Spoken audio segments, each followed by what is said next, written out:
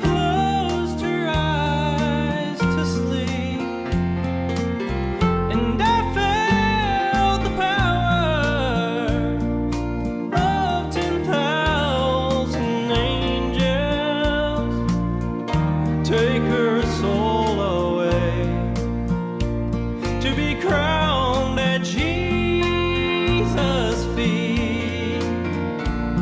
And I believe there's a place called heaven. I believe in a place called Calvary. I believe in a man, his name is Jesus.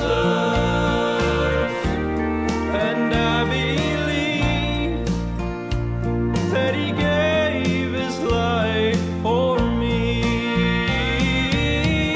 Oh, I believe that he gave his life for me.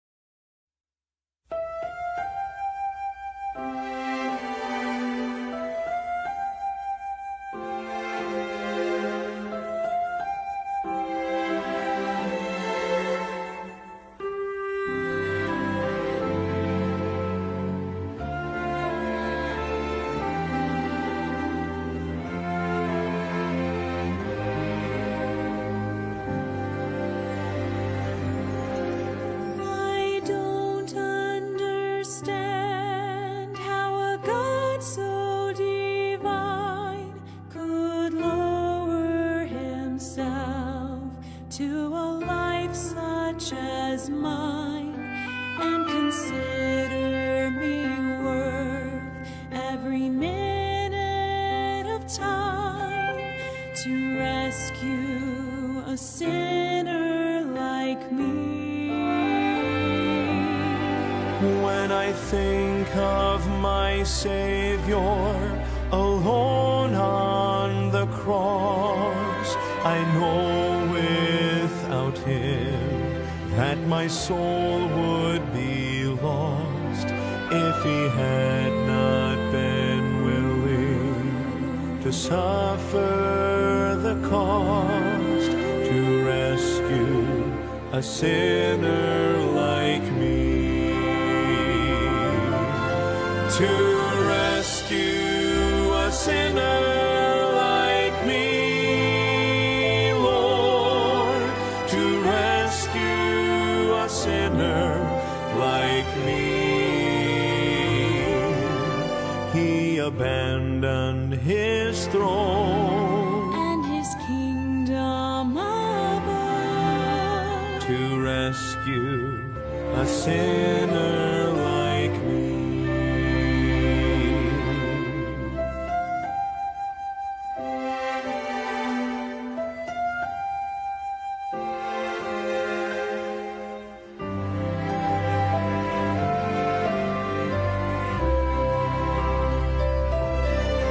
My mind is so limited, I cannot see the reason he died and arose just for me. So unworthy was I, yet he came willingly to rescue a sinner like me. To rescue a sinner like me, Lord, to rescue a sinner like me. He abandoned his throne And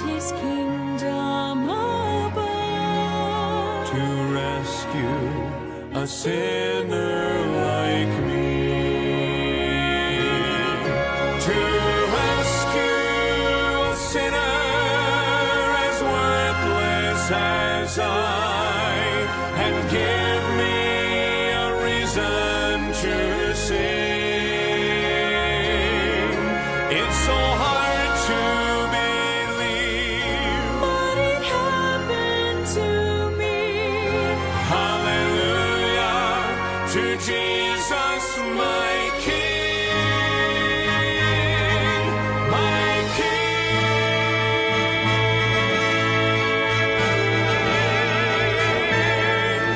To rescue a sinner like me, Lord, to rescue a sinner like me.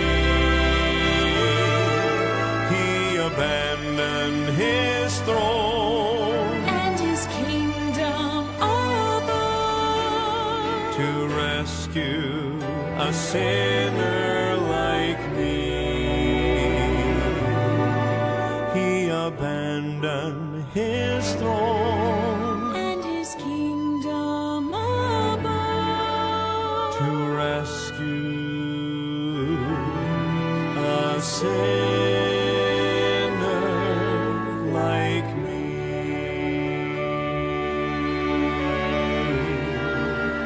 A sinner like me. A sinner like me.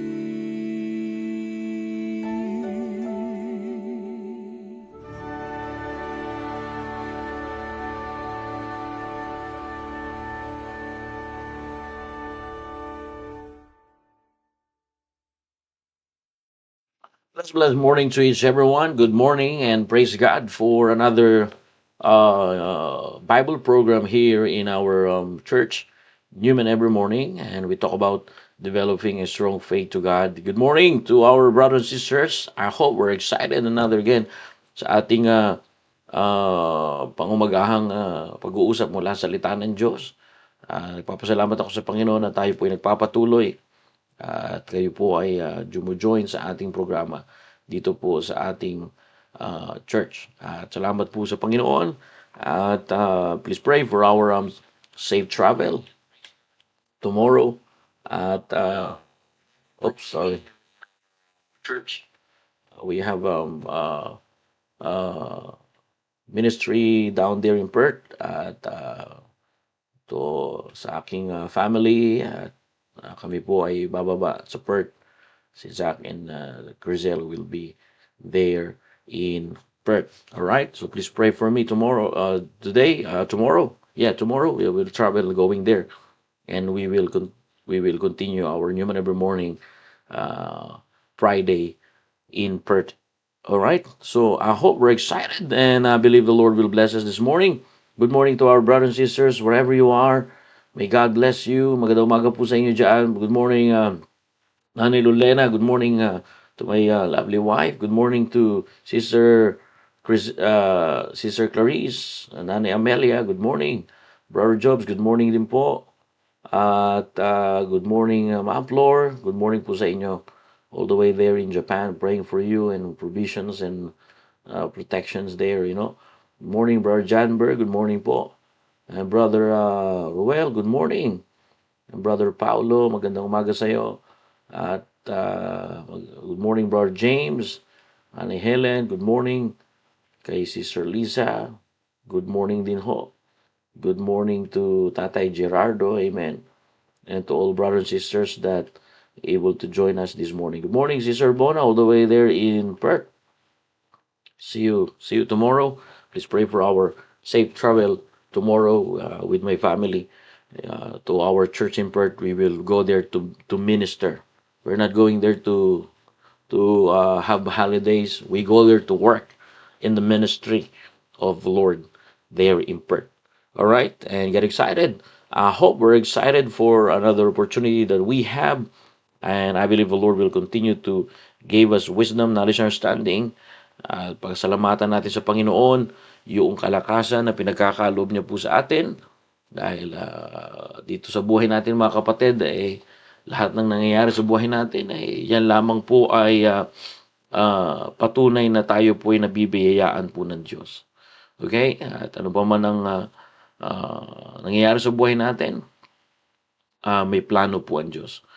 And I want to share to you, all right, this morning about First Kings. We already talked about Adoniah, but we already talked about uh, the story about when Adoniah start, his ambitions, But this morning, I want you see the plan of God. When God's plan is under threat. Let me say again, the message this morning is when God's plan is under threat. We will read first in verse number 11. Okay? Verse number 11, please. Let's read all together verse number 11.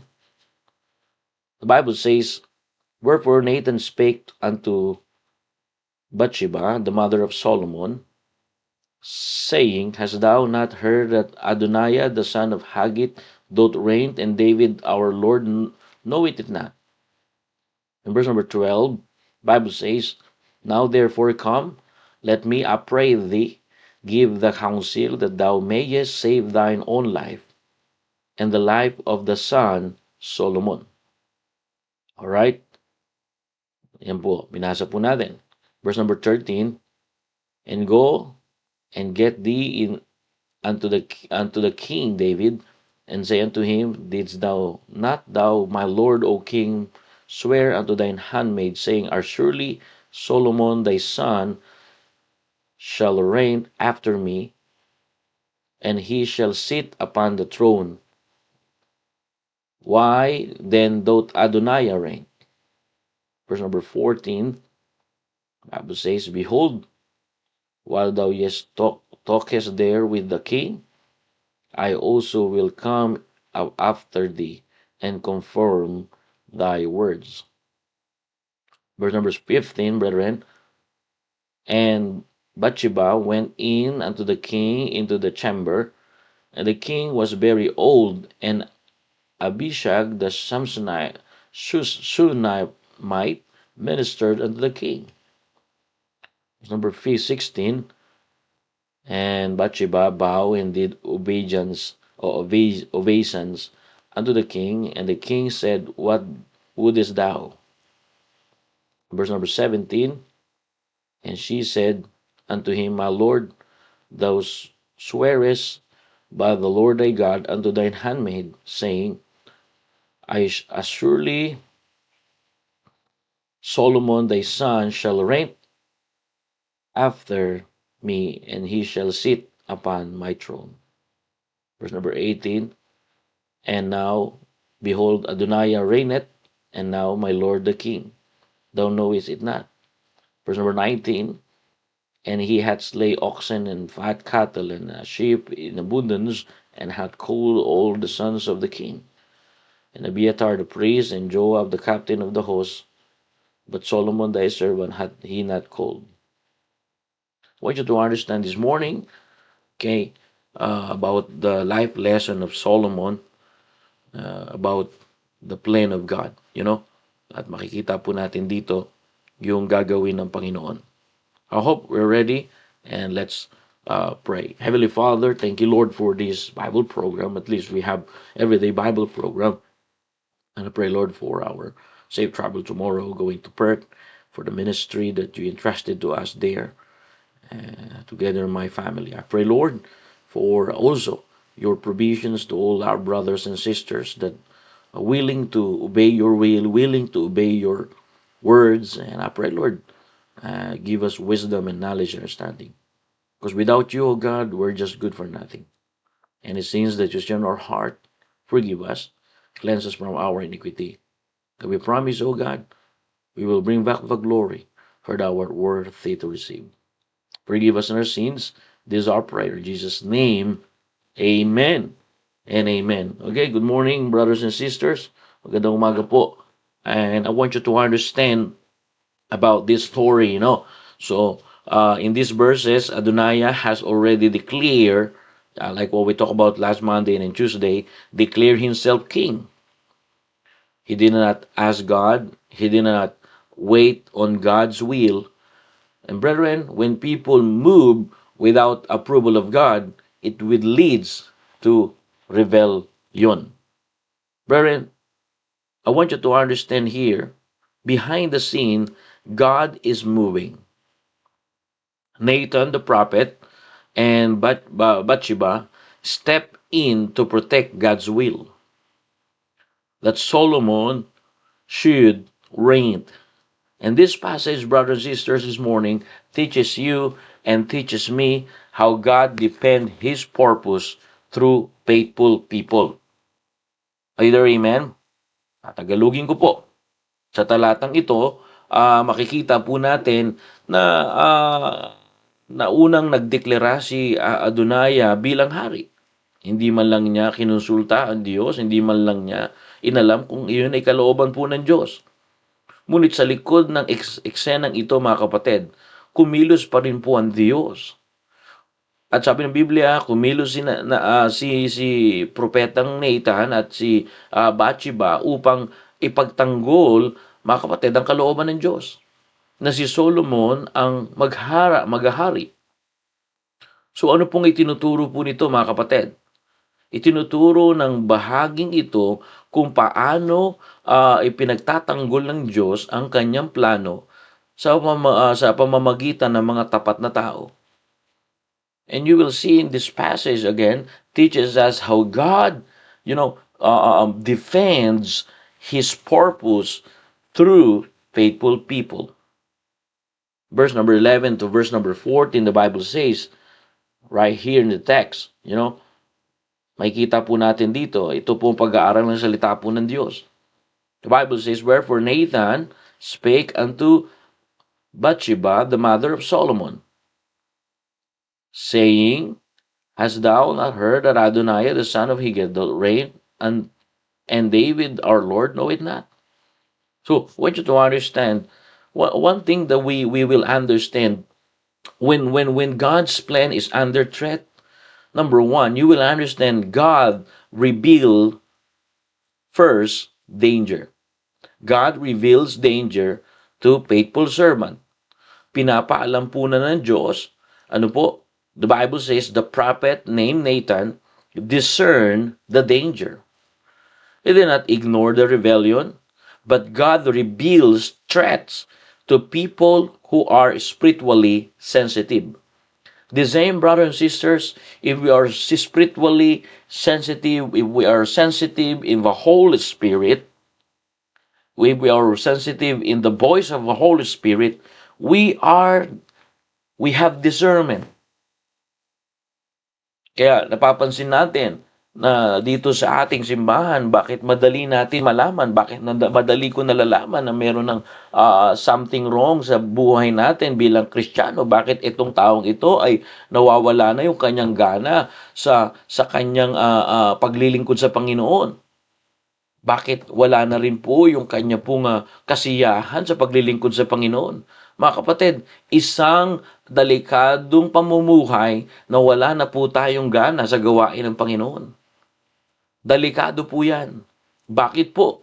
Paano ka hindi gaganahan sa Diyos na nagising sa iyo ngayong umaga? Paano ka hindi gaganahan sa Diyos na nagbigay sa iyo ng kalakasan? Paano ka hindi gaganahan sa Diyos na nagligtas sa atin, nagbigay sa atin ng kaligtasan, at nagbigay sa atin ng buhay na walang hanggan? Mga kapatid, mayroon tayong buhay na walang hanggang tinanggap sa Panginoon. Paano ka hindi gaganahan ngayong umaga?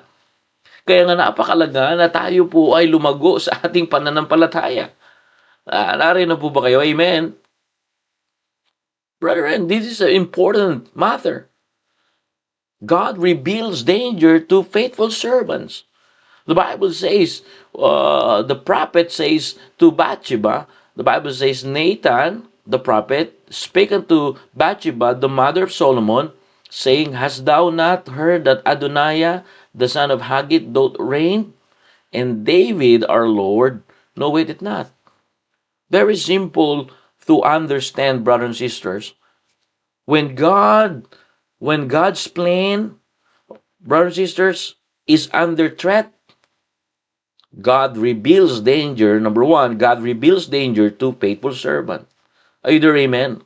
I-reveal po ng Diyos yan. I-reveal po. Nakita po ni Nathan, Nathan discerned the danger. He did not ignore the rebellion, but God reveals threats to people who are spiritually sensitive. Nakita ni Nathan ang panganib, hindi niya binaliwala ang pagiging magsik ni Adonaya. Bagkus pinakita po ng Diyos ang banta sa mga taong sensitibo sa kanyang buhay na pananampalataya o spiritual. I remember like a watchman who sees the enemy approaching and sounds the alarm. Parang banta na nakakita ng paparating na kaaway at agad niyang nagbabala, mga kapatid. Brethren, it is important to be sensitive. Brethren, stay spiritual alert. Either amen? Are you there? Amen. Stay spiritual alert because not everyone sees danger, but only faithful servant of God. Are you there? Amen. That's why I encourage you this morning, pray for discernment in leadership decisions. Pray for discernment in leadership to your family. Pray for discernment in leadership to your company. Pray for the discernment in leadership in your business. Pray for discernment in leadership in your ministry. Stay spiritually alert. Either amen. Hindi lahat na nakakakita ng panganib. Pero ang tapat na lingkod lamang ng Diyos ang nakakakita ng panganib. Kaya napakalaga yung ating paglilingkod. Manatiling gising sa spiritual. Either amen? Ipanalangin ang discernment sa mga desisyon. At mga kapatid, ingatan ng iglesia sa lihim na pagiging magsik. Protect our church from hidden rebellion. Usong-usong ngayon ang nagre-rebelde sa simbahan. Paano masasabing rebelde? Una, hindi nakikipag-usap na maayos sa pastor. Pangalawa, hindi pagka ang tao mabilis ma-offend. Patunay lang yan na siya ay hindi nagpapasakop sa salita ng Diyos. Kasi mga kapatid, mas nakaka-offend sa Diyos na pagkatapos na tayo makarinig ng salita ng Diyos, wala malang tayo pinamuhay. Pero patuloy tayong binayayaan ng Diyos, patuloy tayong binibigyan ng habag ng Diyos. Minsan hindi po natin medyo binibigyan ng pagkilala po yan, pero ako po, madalas po, paano ako ma-open kung ang Diyos lagi ay binibiyayaan ako at binibigyan ako ng habag? Di ba mas nakaka-open yung tinuturuan tayo ng Diyos ng salita niya, pero wala pa tayong pinapamuhay. O hindi pa natin alam kung paano ipamuhay ang salita ng Diyos. Mga kapatid, doon magsisimula yung ating matibay na pananampalataya sa Diyos kung tayo po ay nagpapamuhay ng salita ng Diyos. Brethren, let me tell you this, it is important to learn to apply the Word of God in order for you to develop our strong faith to God. And faith, it should be biblical. Either amen? Right here in the text. Kaya napakaganda po na makita po natin ito. Pakita po ng bawat Kristiyano ang kahalagahan ng salita po ng Diyos. Hindi ka lang pupunta sa simbahan para makipag-socializing. Hindi ka lang pupunta sa simbahan para dumami yung mga connection mo at makakuha ka ng mga connection mo, trabaho mo. Pupunta ka sa simbahan dahil meron kang Diyos na kinikilala at meron kang pagtitiwala sa salita po ng Diyos. God plan is the best plan. That's why the Bible says when God's plan is under threat, number one, God reveals danger to faithful servant. Is that in the Bible? It is. Bible says, Nathan spake unto Bathsheba, the mother of Solomon, saying, Hast thou not heard that Adoniah, the son of Haggith, doth reign, and David, our Lord, knoweth it not? So Nathan discerned the danger. Why this is the danger? Because Adoniah is not chosen to be king of Israel. Hindi po siyang pinili ng Diyos. Hindi po siyang inilagay ng Diyos. Pinipilit niya lamang buksan yung pintuan na hindi pa naman binubuksan ng Diyos sa kanya. At yun po ay paghihimagsik at pagre-rebelde sa salita po ng Diyos. Brothers and sisters, I want you to understand this morning that stay alert. Stay spiritual alert. And then protect the church from hidden rebellion. Yan po yan. Ingatan ang ating simbahan sa lihim na paghihimagsik. Aware po ako dyan at alert po ako dyan. Pag may nakita po ko dyan sa Perth, bilang nagpapastor sa inyo dyan sa Perth, I'm pastoring also a small church in Perth. Every time and every day, I pray for discernment. And I always pray for God's wisdom. Here in Newman, kaya minsan nahuhuli natin eh. Nahuhuli ko personally. Pero ang ginagawa ko kaysa kondinahin, ipanalangin. Huli na eh. Didinay pa. Pero ang akin lamang mga kapatid, maging alerto tayo. Manatiling gising sa espiritual. Manatiling alerto sa espiritual. Bakit? Merong danger. Marahil mga kapatid, nagsasama-sama tayo, pero ang dyablo, pumapasok po yan kung saan siya makakagulo. Nariyan na po ba kayo? Amen? Dito na po ba kayo? Hello, good morning po sa inyo. Agad umaga po. Yun na ba yung mga brothers and sisters natin sa Newman tsaka sa Perth na faithful? Kaya makikita po natin dito, pinakikita ng Diyos ang banta sa mga taong sensitibo, sa espiritual. Kaya makikita po natin dito. Kaya nga, magbantayan po tayo. Hindi po magbantayan ng kasalanan. Magbantayan po tayo. Kaya minsan, papansin ninyo, Brad, sis, hindi na kita nakikita sa ating programa at gawain ng Panginoon. Yung magbantayan, yan ang purpose mga kapatid. Binabantayan natin ang bawat isa. Kasi kukunin ng dyablo yung mahihinang Kristiyano na pinaiiral ang emosyon kesa yung salita po ng Diyos. Alam nyo, kailangan mo ng armor, kailangan mo ng weapon, at ang weapon mo ay salita po ng Diyos. Amen. Ang sandata mo ay salita ng Diyos. Paano mo masasabi sandata mo yan? The more mo pinapamuhay ang salita ng Diyos, the more mo mapapalayas ang dyablo. The more mo ma-overcome mo ang mga temptasyon ng dyablo. Ganun lamang po. So, again, when God's plan is under threat, number one, God's revealed danger to faithful servant. So when Adonijah has already declared himself king, but the Bible says, behind the scene, God is moving. And the Bible says Nathan, the prophet, and Bathsheba step in to protect God's will. That Solomon should reign as a king. You will understand also here, number two, wise counsel protects God's work. Wise counsel protects God's work. The Bible says in verse number 15, mababasa po natin, the Bible says verse 15, and Bathsheba went into the king, into the chamber, and the king was very old, and Abishag the Sunamites ministered unto the king.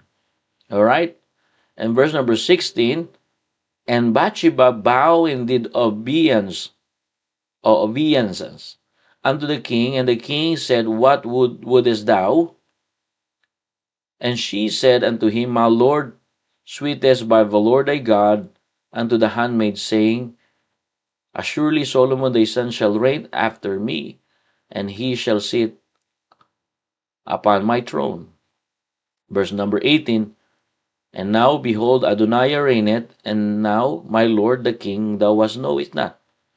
Verse number 19, and he had slay oxen and fat, cattle and slave in abundance. and had called of the son of the king, Abiathar the priest, the Joab the captain of the host, and but Solomon thy servant had he not called. Verse number 20. And thou, my lord, O king, his eyes of all Israel upon thee. Thou shouldest tell me who shall sit on the throne of my lord the king after him. In verse number 21, otherwise it shall come to pass when thy lord king shall sleep with his fathers, that I have my son Solomon shall counted offenders.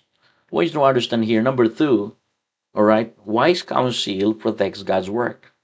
What does it mean, brethren? Bible says from verse number 15 to 21, Bathsheba approached the king with wisdom and humility.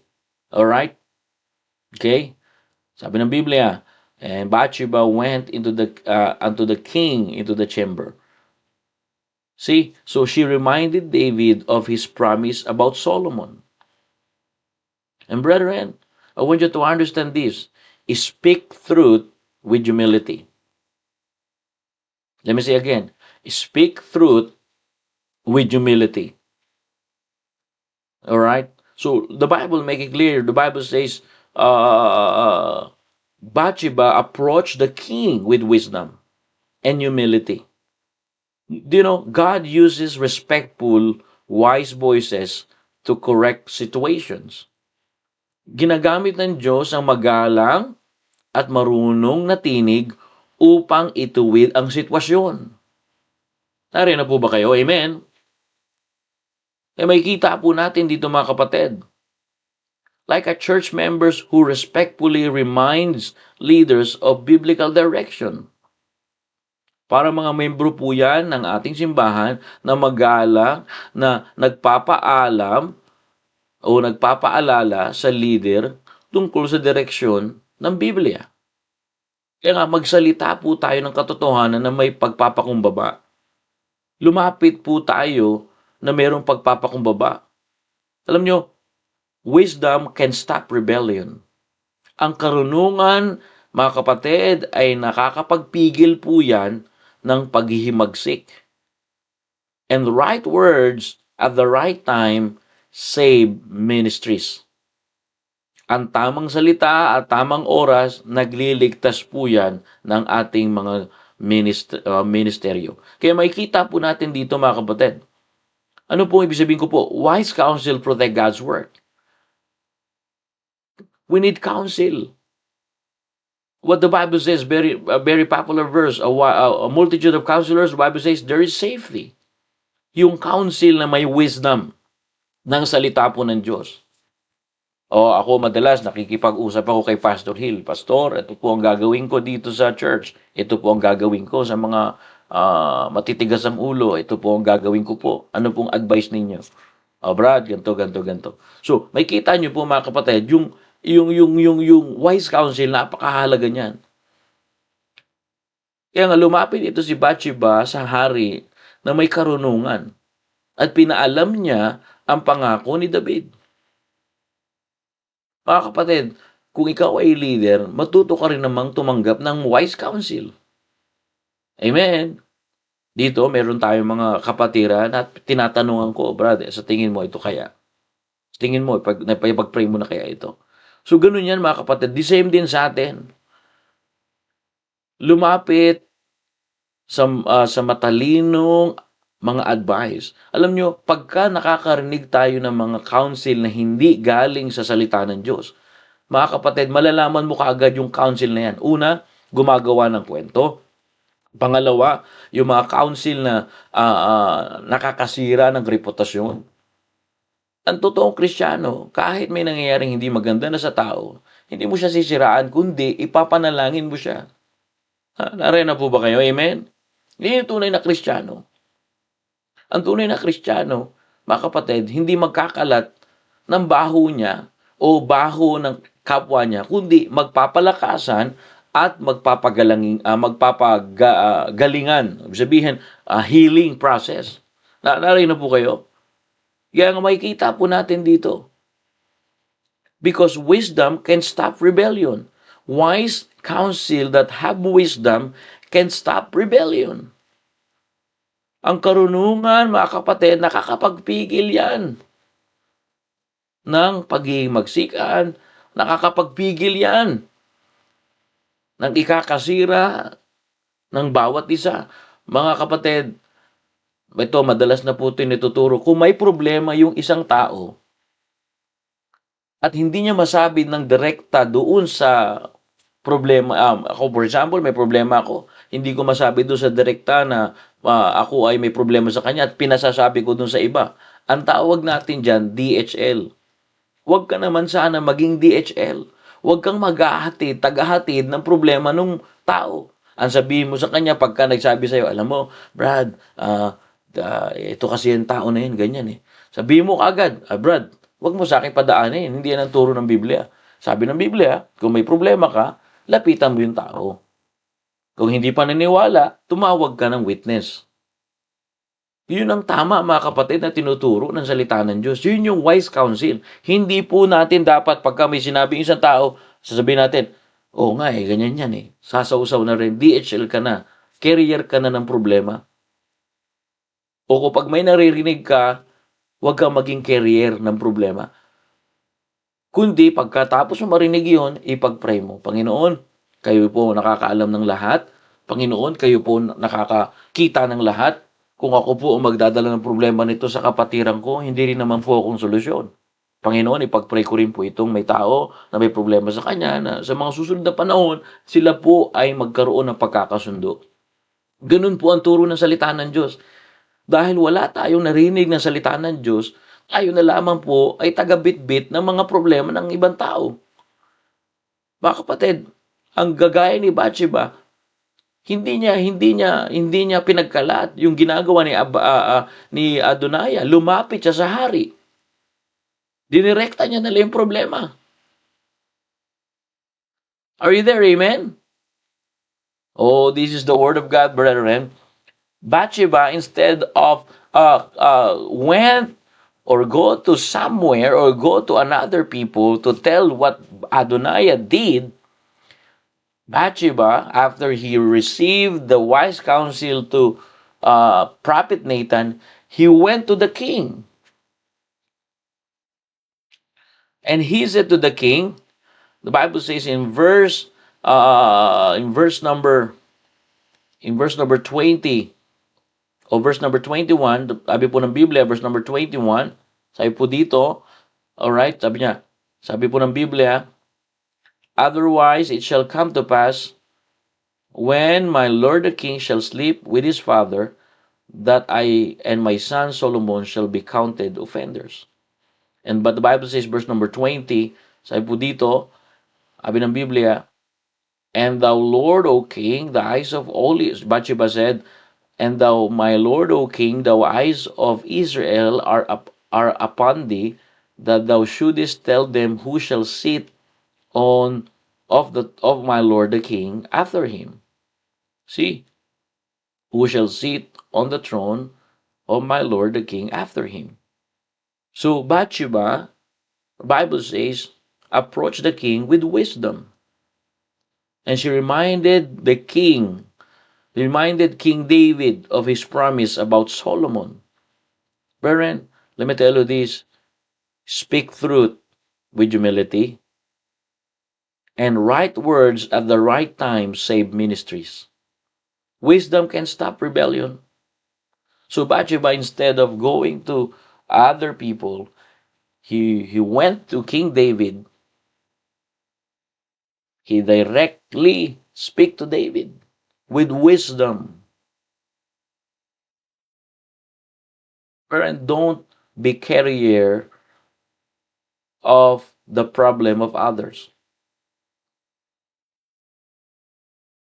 Stop false accusation. Stop, gossiping.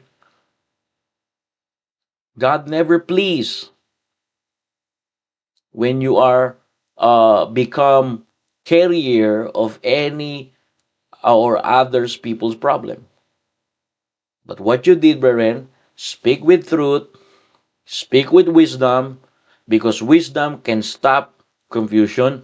Wisdom can stop rebellion. And again, ask wisdom from God. Bible says if you ask wisdom, God will give you wisdom. So approach, all right, with respect and wisdom. Speak truth with humility.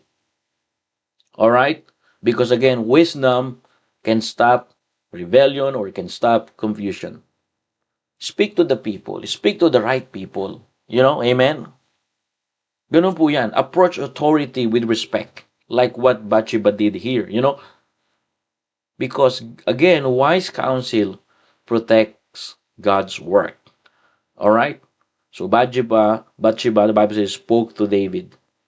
And the Bible says, she reminded David of his promise about Solomon, next king. Kaya ganyan po dapat. Dapat makita po natin yan. Kaya nga, dito sa ating simbahan, tinuturuan tayo. Kasi siguro wala po nagturo sa atin, kaya kung ano na lang po ang pinagagawa natin, di ba? Salamat may nagtuturo sa atin, amen? Kapag may problema yung isa, hindi mo na kailangan i-diretso doon sa kapwa mo tao. I-diretso mo na doon sa tao may problema. Amen? Ganun po ba ang ginawa ni Bathsheba? Ganun po ang ginawa niya. So ano tinuturo ng Biblia? Pagka may problema tayo, hindi natin ipaalam na sa iba, ipaalam na natin direkto sa tao. At ikaw naman, pag may nagpaalam, mayroong tao nagpaalam sa iyo ng problema ng iba, huwag kang maging DHL. Huwag kang maging Lazada. Kundi ikaw ay, mga kapatid, maging wise counsel. Wise counselor. Amen? Ganun po. Minsan, hindi po natin nauunawaan yan. Pero salamat sa salita ng Diyos, may mga prinsipyo, doktrina dito na pwede natin ipamuhay sa ating pananampalataya. Kasi yan po, mga kapatid, ang magpipigil sa kaguluhan, magpipigil sa kalituhan. Tandaan natin, ang matalinong payo o karunungan, nakakapagpigil ng paghihimagsikan po yan. Wisdom can stop rebellion. Number 3, all right? I want you to understand not only, brethren, God revealed danger to faithful servant, not only wise counsel protect God's work, but number 3, all right, confirmation establishes truth. Let me say again, confirmation establishes truth. From verses 22 to down to verse 27, Nathan confirmed Bathsheba words. When Bathsheba remind King David and tell David that Adoniah started the rebellion, the Bible says Nathan confirmed Bathsheba words. Bible says Nathan entered and confirmed the report. Verse number 22, sabi po ng Biblia, sabi po ng Bible, and lo, while she yet talked with the king, Nathan the prophet also came in. And verse number 23, and they told the king, saying, behold, Nathan the prophet, and when he was come in before the king, he bowed himself before the king with his face to the ground. And the Bible says, and Nathan said, my lord, O king, hast thou said, Adoniah shall reign after me, and he shall sit upon my throne? So makikita nyo po rito, confirmation established truth. Brothers and sisters, we need confirmation.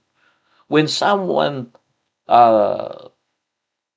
tells to you about another person's faults, you need to confirm first.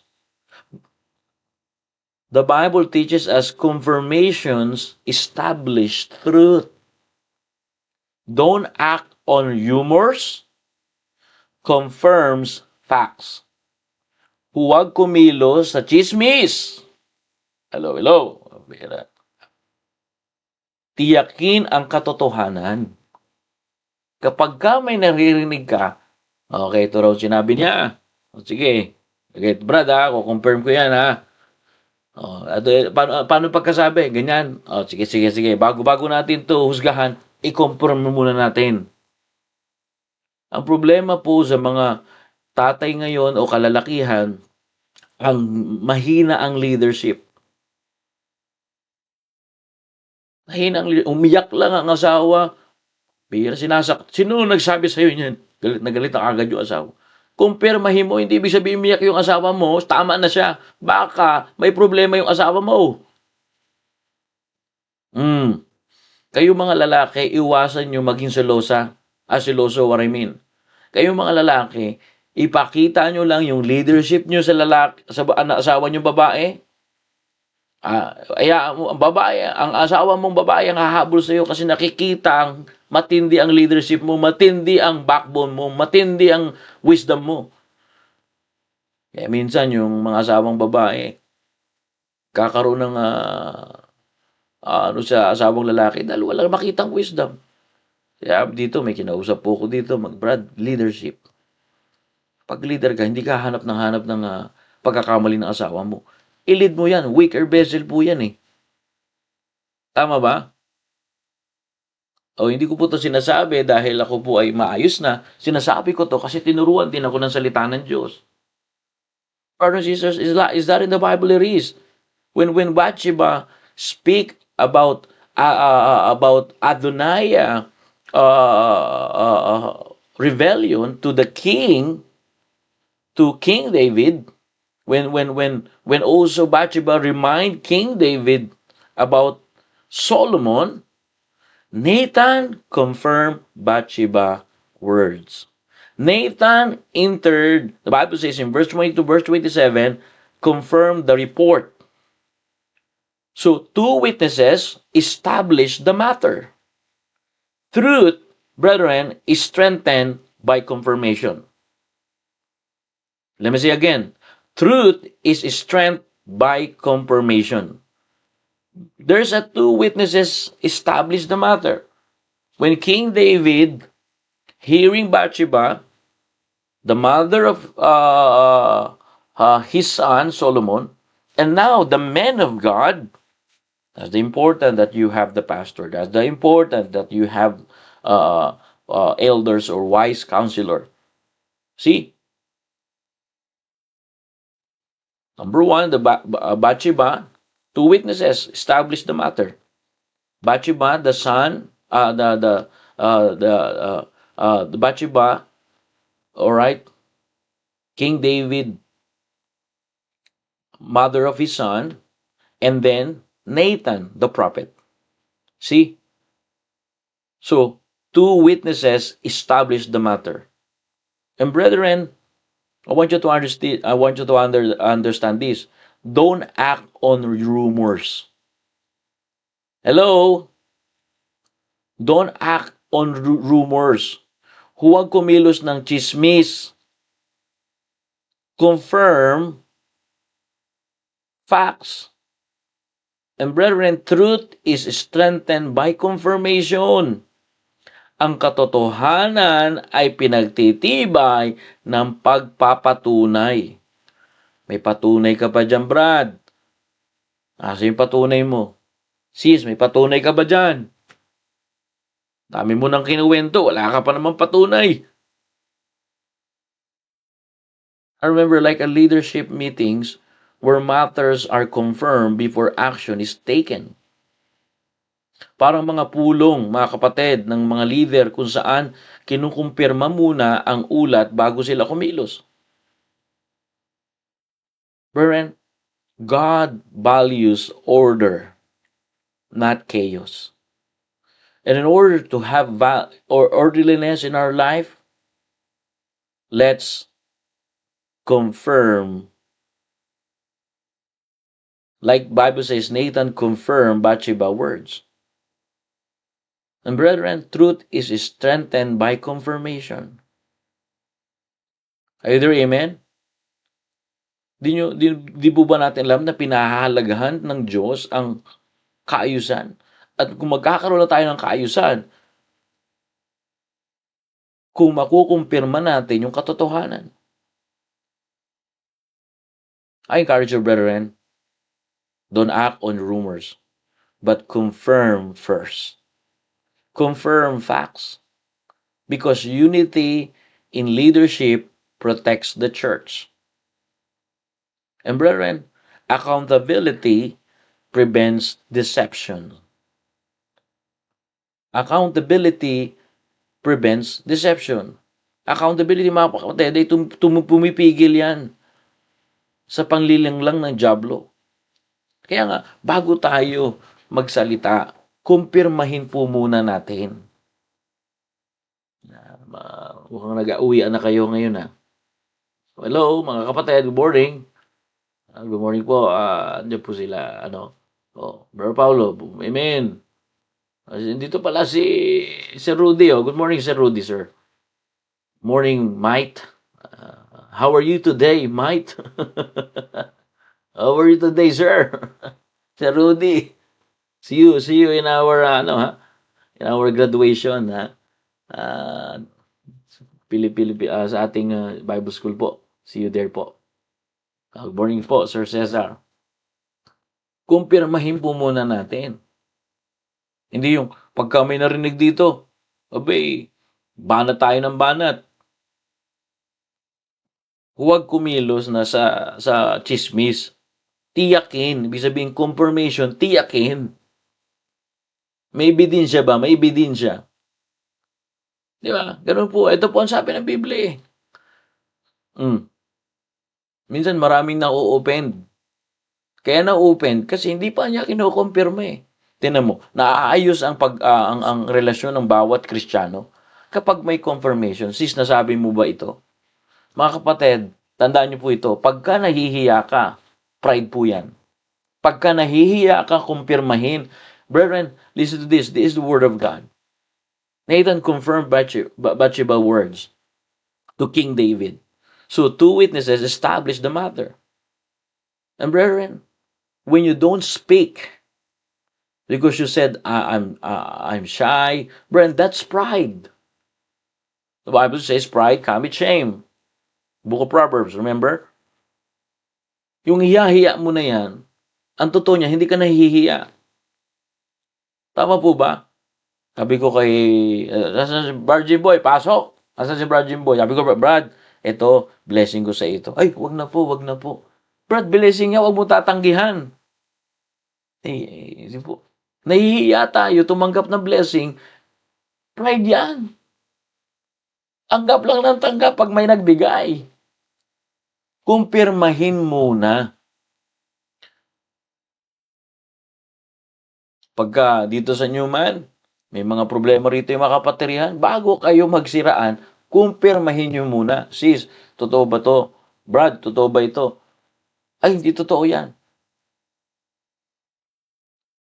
Matuto tayo makipag-usap. Huwag yung, sis, totoo ba ito? Hindi magre-reply. Nahihiyang mag-reply. Pride yan.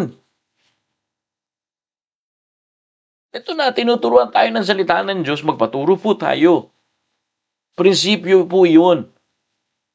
Nathan, ito right here in the text, Nathan said, My Lord, O King, hast thou said, Adonijah shall reign after me, and he shall sit upon thy throne. Right here in the text, brethren.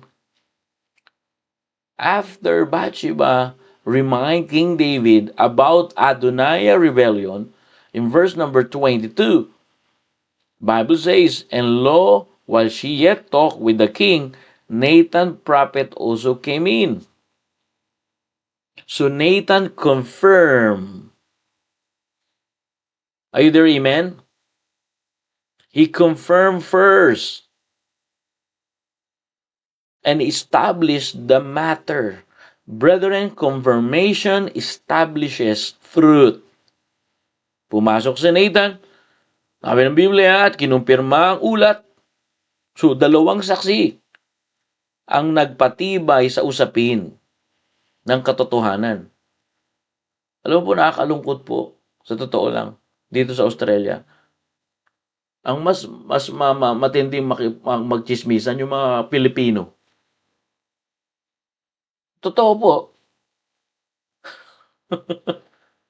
Pagka nakarinig dito, yan, yung simbahan na yan, ganyan yan eh. Kumpirmahin mo muna kung ganyan ang simbahan na yan. Di yung ano-anong pinagchichismisan nyo, di naman kayo nakakatulong sa komunidad. Itong simbahan na to nakakatulong sa komunidad. Di ba? Ayun lang yun eh. Kung sino pa yung nakakatulong sa komunidad, yung pa pinagchichismisan natin, tayo nakaupo lang, bumubutas ng upuan. Sabi ng Biblia, 2 saksi ang nagpatibay sa usapin. Kaya ang sabi ng Biblia, pumasok itong propeta na si Nathan para kinumpirma ang ulat. Ang katotohanan ay pinatitibay, pinapatotoo ang tunay. Brethren, let's develop and let's grow in the Word of God. And the Word of God teaches us this morning, teaches me and teaches you this morning, that confirmation establishes truth. Don't act on rumors. Confirm first. Confirm facts. Kung may narinig ka, ganyan. Baka mamaya sinasadya niya lang iparinig sa iyo yan para malaman niya kung anong klaseng tao ka. May ganun po ba? Mayroon pong rito.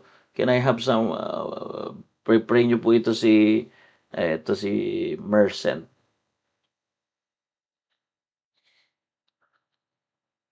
Please pray.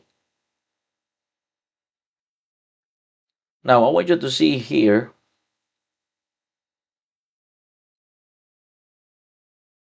in verse number 28,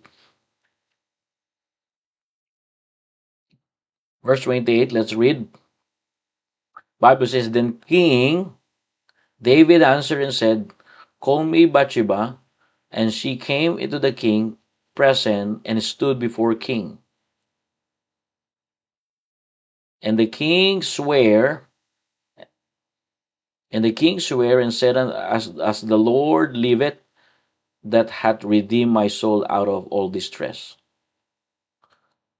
And verse number 30, Even as I swear unto thee by the Lord God Israel, saying, As surely Solomon thy son shall reign after me. Number 4, the response to secure God's will. The Bible says the king responds to secure God's will. When David heard the truth, David heard the confirmation of the truth, he acted. He reaffirmed his oath that Solomon would reign. Brethren, I want you to understand this. Act quickly when God's will is clear. Don't delay spiritual decision. Obedience delay is obedience deny. The Bible says, when David heard the truth, he acted. And in verse number 30 right here, sabi po ng Biblia, verse number 30, sabi po ng Biblia, Even I swear unto thee, the Lord God of Israel, saying, As surely Solomon thy son shall reign after me, and he shall sit upon my throne, my instead. See? So, David heard the truth.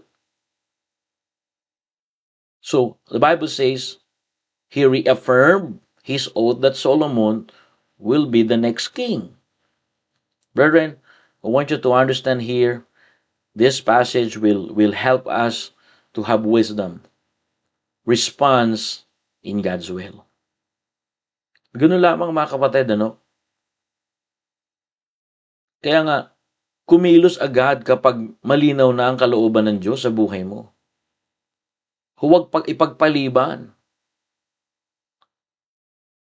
yung spiritual na desisyon.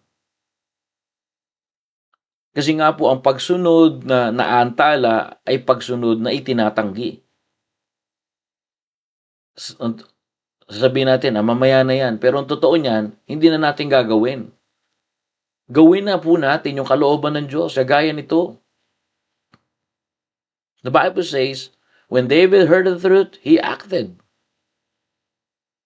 and reaffirmed his oath that Solomon will be next king. So what does it mean? Delay obedience could have cost the kingdom. Kung pinaantala pa ni David, ay kukunin ni Adonai yung kingdom. Nang marinig ni David ang katotohanan, agad siyang kumilo, sabi ng Biblia. Pinagtibay niya ang panunumpa na si Solomon ang magiging hari pagkatapos niya. Brothers and sisters, let's learn to respond God's will in our life. Wag na natin patagalin yung kalooban ng Diyos sa atin, sa buhay natin. Kahit ano pang gawin natin, kung hindi kalooban ng Diyos yan, mahihirapan lang po tayo. Kaya nga makikita po natin ito. Pagka may narinig tayo sa iba, hindi naman kalooban ng Diyos na pag-usapan siya. Ang dapat pag-usapan, okay, yung kung saan may tataas ang Diyos. Yan ang natutunan ko po kay Pastor Hill. Dapat ang goal natin kung saan mapiplease ang Diyos. But again, when God's will become clear, delay becomes disobedience.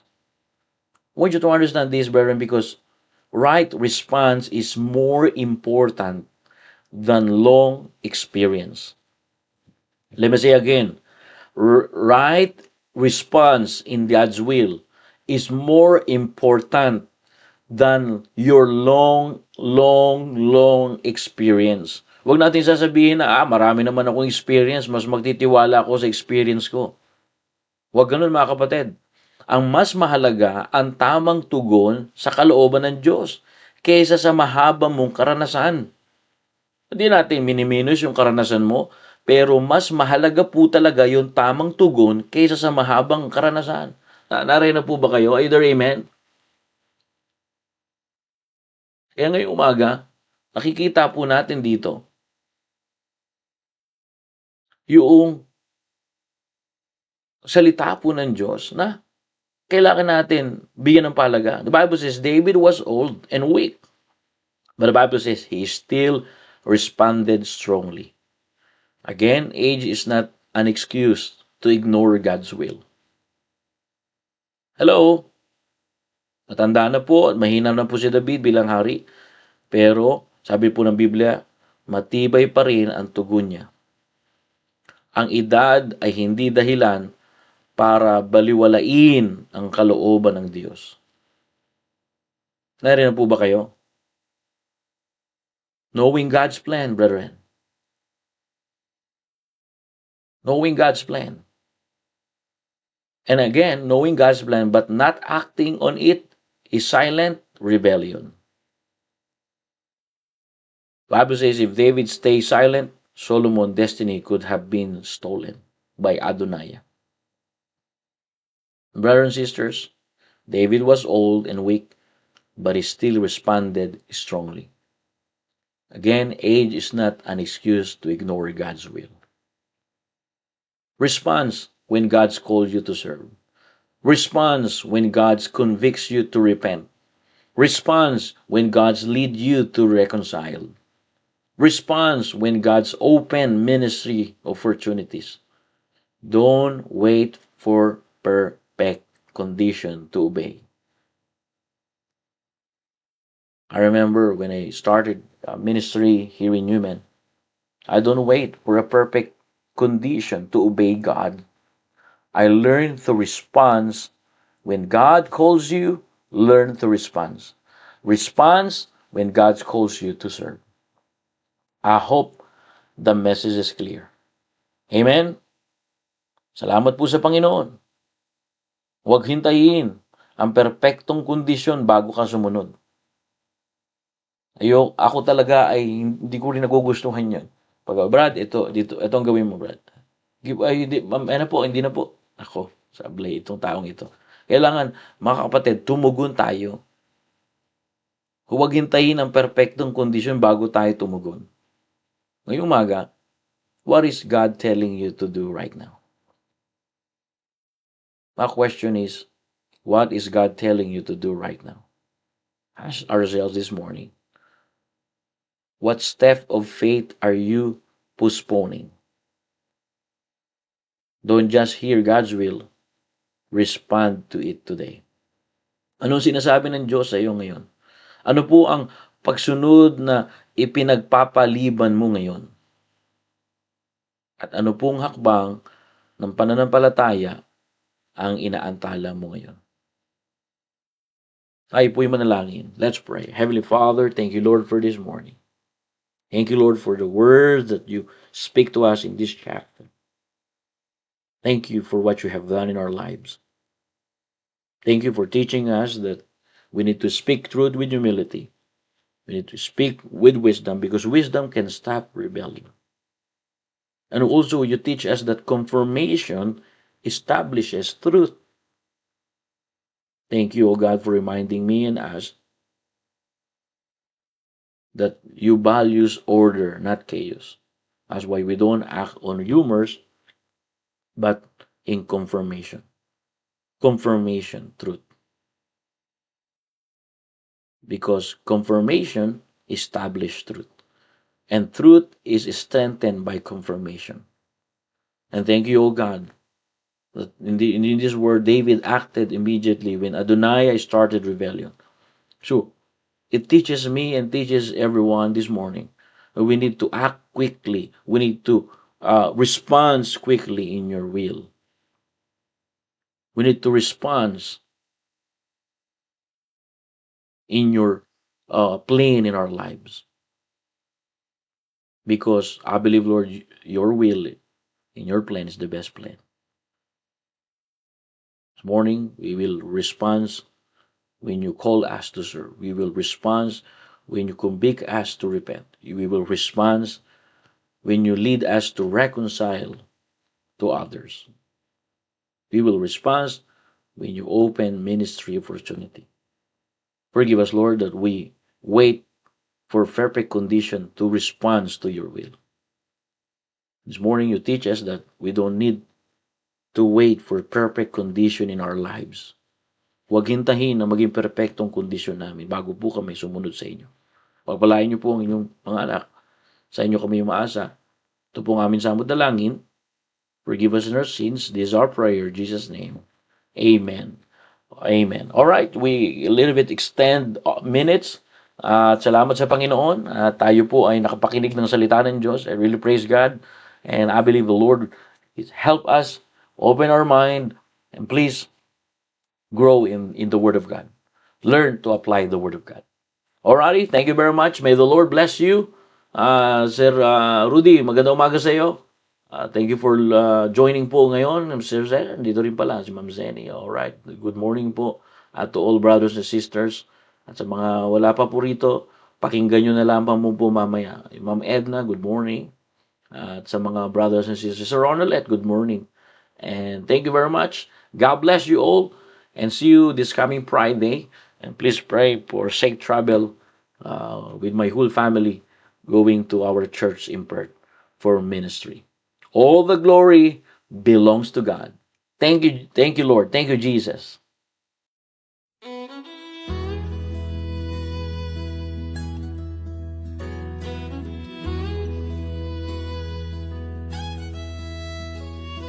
The preacher got up and said, stand to your feet.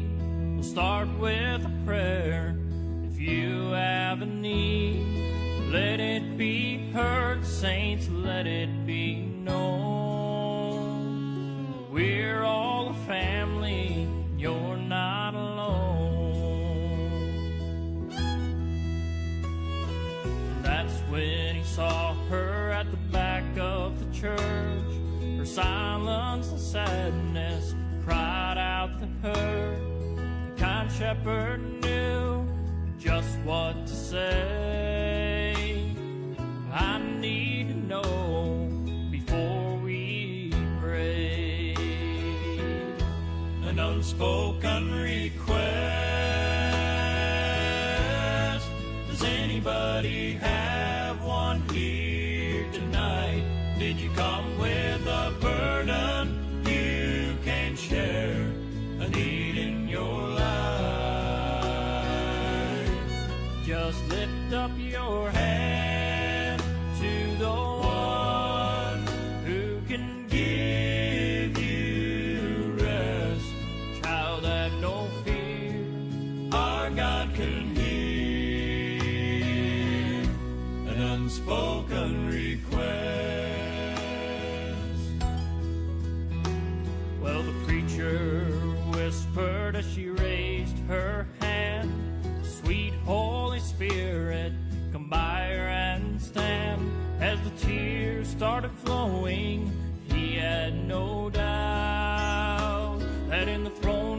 of heaven, her secret was out.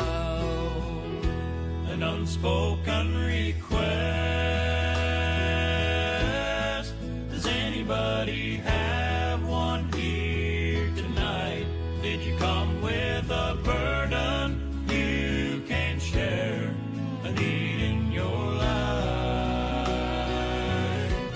Just lift up your hand to the one who can give you rest. Child, have no fear, our God can hear an unspoken request. Child, have no fear, our God can hear an unspoken request.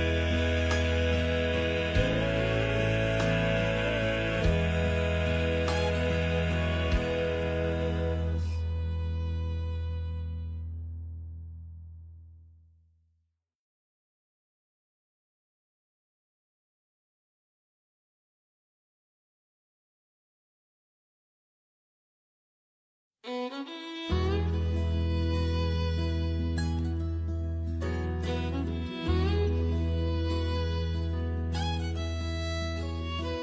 preacher got up and said, stand to your feet.